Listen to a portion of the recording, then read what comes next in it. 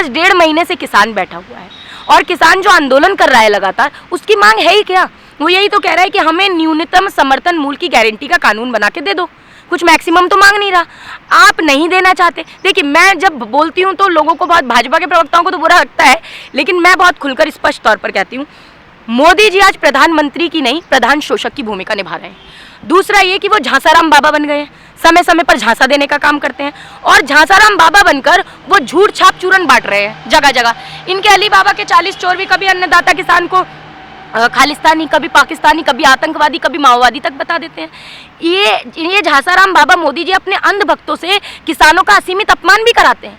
लेकिन मैं ये पूछती हूँ कि आप मुझे बताएं, अगर आदिवासी इनके खिलाफ आंदोलन करे सरकारी नीतियों का तो वो नक्सलवादी हो जाएगा भाजपाइयों के लिए। अगर कोई अल्पसंख्यक करे तो ये भाजपाई उसे पाकिस्तानी बता देंगे। अगर कोई छात्र करे तो उसे टुकड़े टुकड़े गैंग का सदस्य बता देंगे। अगर कोई मुसलमान अल्पसंख्यक करे तो उसको सीधा पाकिस्तानी बता देते हैं, तो आप आतंकवादी बता देते हैं उसको। ये कि क्या सिर्फ मोदी मोदी कहलाने वाले देशभक्त हैं क्या? नहीं हो सकता ऐसा। आप हिंदुस्तान को, आपको समझना पड़ेगा कि आज अगर किसान परेशान है, अगर वो चिल्ला रहा है, वो आपसे कुछ मांग रहा है, आपने कानून बना दिया जो कानून उन्हें नहीं चाहिए। भाई मुझे दूध से एलर्जी है, मुझे रबड़ी बना के मत दो, मुझे नहीं खानी।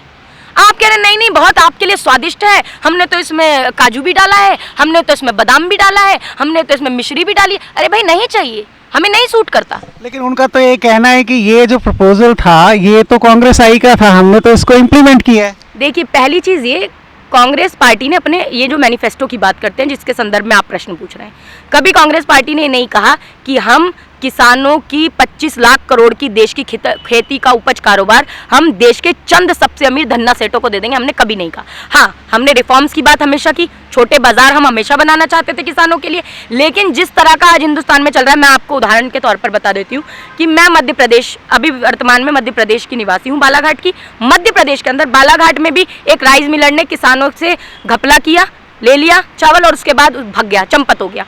और होशंगाबाद और मध्य प्रदेश का वो गृह जिला कृषि मंत्री का, वहां पर 22 किसानों ने रिपोर्ट दर्ज कराई। अब रिपोर्ट कहाँ दर्ज, FIR भी दर्ज कराई। एक खोजा कंपनी है जो कि पैसे लेके भाग गई, अब खोजा कंपनी को खोजते रहो, खोजा कंपनी तो खो गई।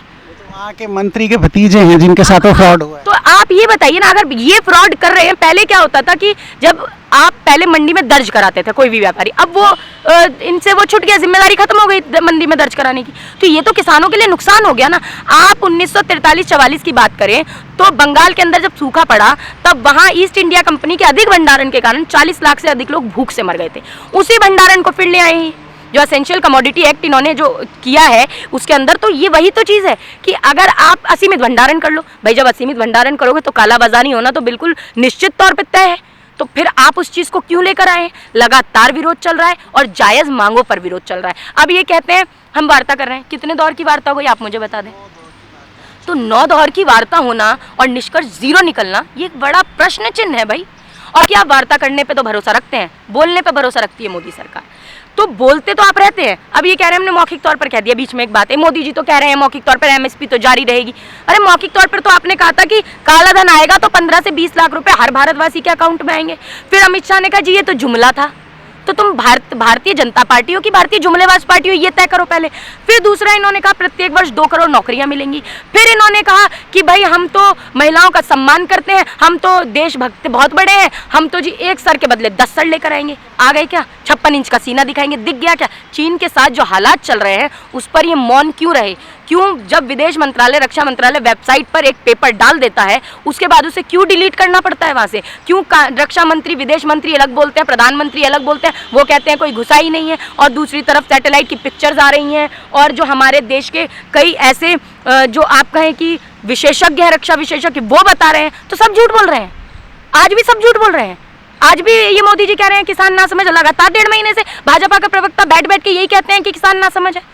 मैं कहती हूँ, मैंने 1999 को संसद भवन पर किसानों की मांगों का समर्थन करते हुए गिरफ्तारी दी थी। तब भी भाजपा सरकार किसानों पर कह रही थी। चलिए आप कह रहे हैं किसान ना समझ, मान लिया, आपकी बात भी मान लिया। आप तो अन्नदाता किसान को ना समझ कह देंगे क्योंकि आपका कुछ जाता नहीं है, आपको तो मुंह से बोलना है, आपको पता है सिर्फ बोलने के हैं हम।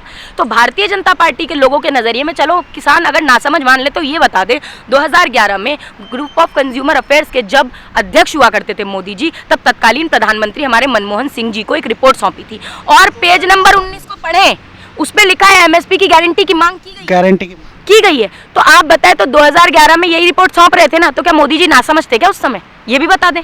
और 2015 फरवरी के अंदर ये एक हलफनामा देते हैं सुप्रीम कोर्ट में मोदी सरकार, ये हलफनामा देती है कि हम किसानों की आय का 1.5 गुना नहीं दे सकते, क्योंकि अगर देंगे तो बाजार का संतुलन खराब हो जाएगा।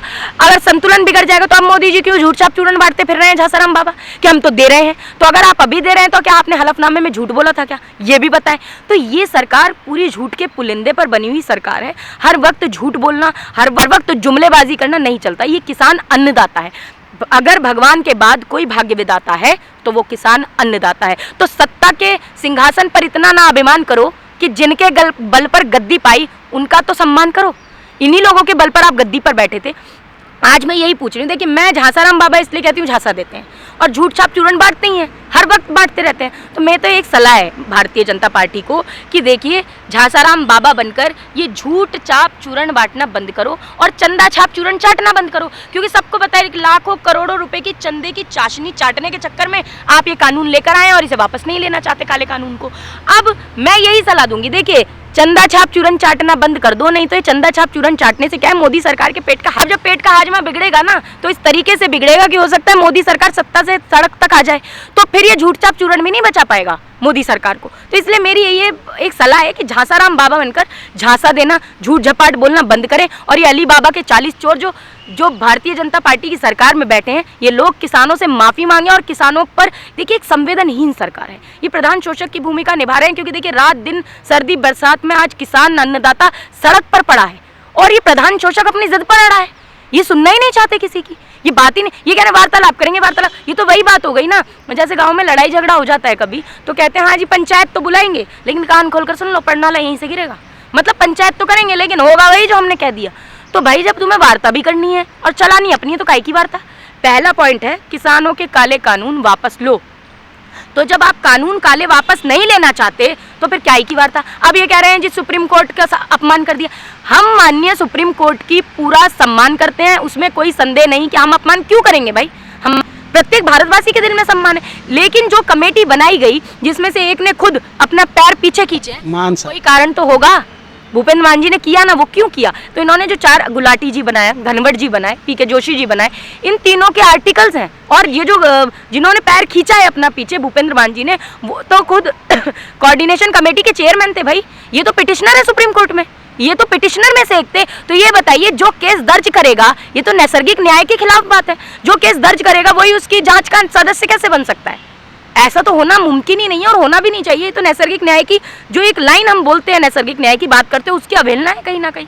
तो ये चीज़ को मैं यही कहूँगी कि जो कमेटी भी बनाई है, कहीं ना कहीं वो कमेटी भी तीनों के, जो अब 3 हैं, जो पहले 4 थे, इन लोगों ने खुद सरेआम आकर ये कहा है, कानूनों के पक्ष में बात की है। ये भी कहा कि किसान भटक गए, एक ने तो ये भी कह दिया एक कदम आगे बढ़ा के इनमें से कि भाई समर्थन मूल्य होना ही नहीं चाहिए, ये भी गलत है। तो जो इस तरह की विचारधारा जिनके मन में पहले से है वो कैसे जांच करेंगे? आप ही मुझे बता दें या कोई भी व्यक्ति बता सकता है। तो इस पर तो सवाल उठता ही नहीं। सर्वोच्च न्यायालय का सम्मान है, लेकिन मुख्य न्यायाधीश तक किस तरह से इस बातों को समझाया गया और कैसे उन तक ये बात नहीं पहुंची कि यही लोग इस पक्ष में रहे हैं और इनको कैसे कमेटी में बना दिया गया। एक प्रश्न है जो हम बार बार उठा रहे हैं, इसका कहीं ना कहीं हम इसको डिनाई भी कर रहे हैं कि ये नहीं होना चाहिए था। तो हम किसानों के समर्थन में कल भी खड़े थे, आज भी खड़े हैं और हमेशा कांग्रेस पार्टी खड़ी रहेगी। हरित क्रांति, श्वेत क्रांति लाने वाली कांग्रेस पार्टी है, संचार क्रांति लाने वाली कांग्रेस पार्टी है। ये भारतीय जनता पार्टी तो बस कांग्रेस की योजनाओं के नाम बदलती है और चला रही है। पहले मनरेगा का विरोध करते थे, आज मनरेगा चला रहे हैं। पहले आधार का विरोध करते थे, आज मनरेगा को गड्ढे खोदने वाली स्कीम बताया गया था। तो आप खुद, यही तो चीज़ है कि इन लोगों की क्या मानसिकता है, क्या विचारधारा है, ये तो खुद ज़्यादा जान सकते हैं। तो यही चीज़ है। लेकिन देखिए सीधी और साफ बात है, आज का किसान कह रहा है कि अगर देखना है मुर्दा तो चलकर एक किसान देख लो और कुर्की की डिग्री पे अंकित गिरता हुआ मकान देख लो और जख्मों में रख नमक लगाते ये भाजपा सरकार का फरमान देख लो। तो ऐसा फरमान मत बनाइए जो जख्मों में नमक लगाने का काम करे और किसान अन्नदाता को न्यूनतम समर्थन मूल्य की गारंटी का कानून बना दो और ये अपने 3 काले कानून रद्द कर लो। उसके बाद ये खुशी से अपने घर चले जाएंगे। लोहड़ी भी खत्म हो ही गई, मकर संक्रांति निकल गई, इनके कितने त्यौहार आप सड़क पर करवाओगे भाई? इनको अब इनका कानून, अपने काले कानूनों को वापस लो और उन्हें अपनी खुशहाली से घर जान दो। क्योंकि है कि अन्नदाता किसान के रोड पर बैठने से कितने हजार करोड़ों का नुकसान है। तो अगर आपको नुकसान हो रहा है तो भाई इनकी बात को मानो। और ये किसान अन्नदाता है, ये अगर काम करना बंद कर देगा तो फिर लोगों का पेट कैसे भरेगा? तो मैंने बताया ना, ईश्वर के बाद अगर कोई भाग्य विधाता है तो यही है किसान अन्नदाता, तो उसका सम्मान करना चाहिए।